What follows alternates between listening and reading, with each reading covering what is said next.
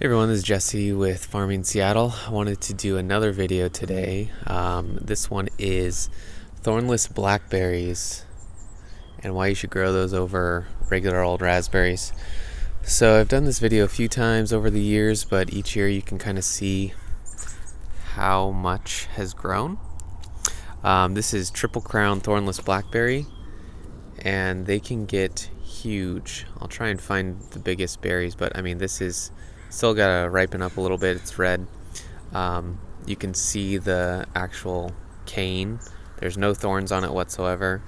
I have another thornless blackberry, but it kind of has stickers every once in a while, so it's not truly, see right there, not truly thornless. But you can see I have about 20 feet or so of 2 rows. And they grow quite well here in Seattle, of course, because we have blackberries everywhere.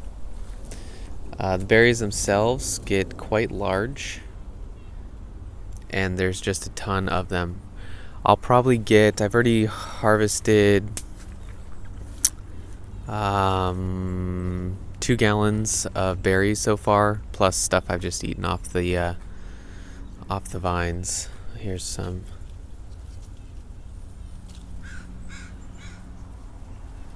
But they're absolutely ginormous and big, and they're sweet. They're not sour like wild blackberries can be. So that's one thing. I'll cut them to about this high. So this is the first year growth today, or this stuff is. The stuff that has the berries is actually the second year cane.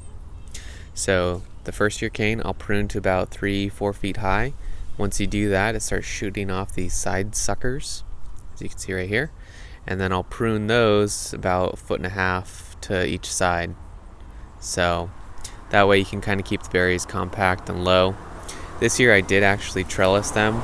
This is just a stake or a post, kind of a heavy duty one from Home Depot. They're about $5. And then some twine, just because these were so overloaded with berries. I figured I needed something to kind of hold them up. Otherwise, if you prune them low enough and compact enough, they don't need any trellis system. And then the other benefit with blackberries is that you can propagate them and make all the plants you want. So you can find someone with Triple Crown Thornless Blackberry, and chances are they've grown out a little bit, and you can just dig up new plants. That's what I did, and I started with maybe 2 or 3 plants, and then I did cuttings and grew this entire row, or these entire rows of probably 50 plants or so. If you wanted to do cuttings, you can set up a similar aquaponic system,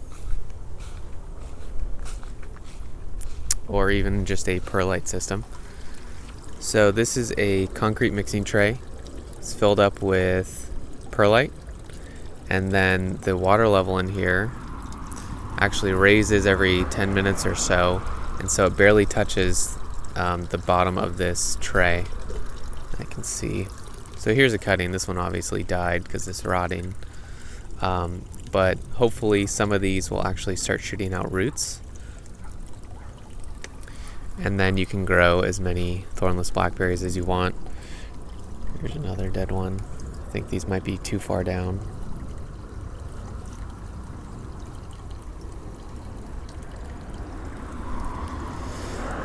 So the last thing with the thornless blackberry, here's some smaller ones.